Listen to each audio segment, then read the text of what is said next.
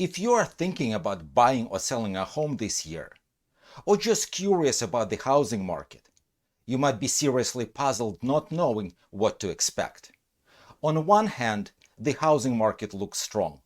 Home sale prices are growing, median time on the market is almost at all-time low, and it is common for 10, 12, or more buyers bidding on a home in your neighborhood. On another hand, the number of sales is dropping, interest rates are approaching the highest level since 2006, since before the housing market crash. And here in the Bay Area, we have two sets of seemingly conflicting numbers amplifying this confusion. Again, on one hand, the number of new listings year to date dropped by a whopping 33.9% compared to the same time of last year. 9,600 new listings came to the market during the first half of 2023 in Santa Clara and San Mateo counties, compared to 14.6 thousand over the same time period last year. 5,000 opportunities to own a home were taken away from home buyers this year. The number of sales closely followed the same trend.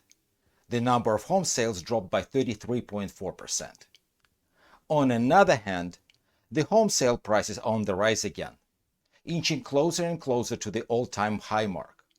June median home price in our two counties was $1,580,000, just 4.2% below the all-time record level of April of 2022. Note that home sale prices are steadily growing this year, and so far are up by 18.8%. The median time to sell a home dropped to just 8 days. It takes only 8 days for half of the new listings to sell.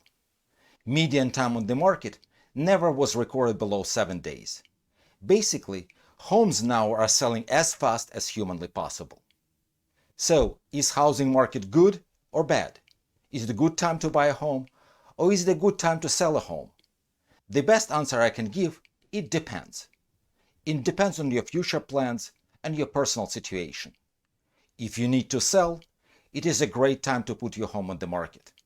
Housing prices are growing, and your home will have way less competition than usual, roughly 30% less competition than in previous years. The buyers are very active. Competition for available homes is very stiff and aggressive. The challenge for many potential home sellers is that if you sell your home, you will need to find a new place to live in. You will need to buy a replacement property. If you are planning to stay in the Bay Area, you already know what is going on the market. It definitely will be a difficult task. And if you are going to move out of the Bay Area, it will be easier for you to find a home to buy, but not much easier. Nationwide, the number of homes on the resale market dropped by more than 20%. Not as steep of a drop as in the Bay Area, but still very significant. What helps to satisfy the housing demand in other markets is new construction. The number of new homes completions rose to about 1,500 units per month this year, first time since 2007. Note that 1,500 new homes was the monthly average for new home completions since 1960s.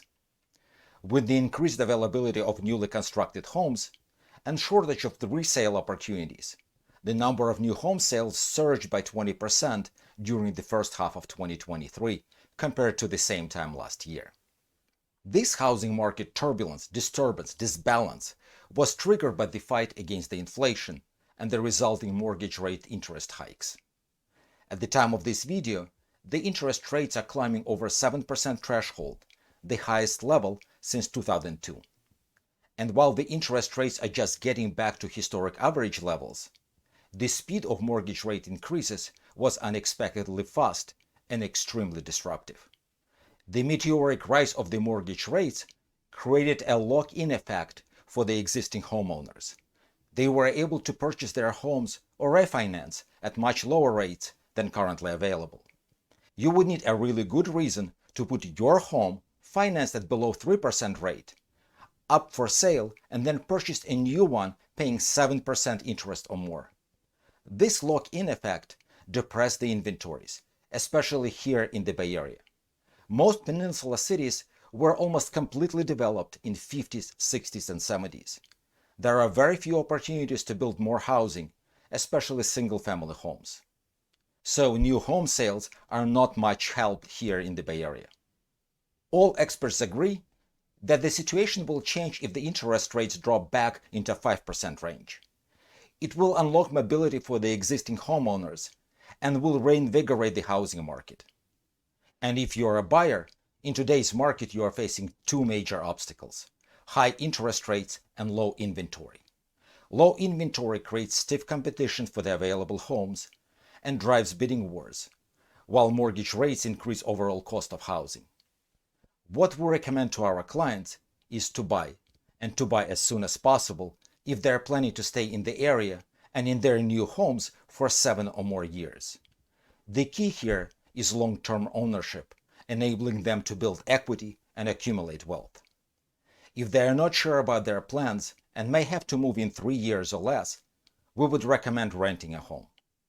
Buying a home for a short stay is usually too risky regardless of the overall direction of the housing market. One more advice for the homebuyers. With interest rates changing rapidly, make sure to check with your mortgage broker before submitting any offers. Ask them to review and update your pre-approval letter and confirm that you are not overextending your budget. Also, talk to your lender about new borrowing programs that may help you reduce the impact of high interest rates and to control your monthly payments. This is Michael Tallis with the Tallis team. With major developments happening daily, if not hourly, I will stay away from predicting the next housing market move. I will continue, however, to monitor and report on all the latest market trends. If you found this video useful, support us by clicking on the like button, subscribe to this channel, and share this video with other people who may enjoy it. Till next time.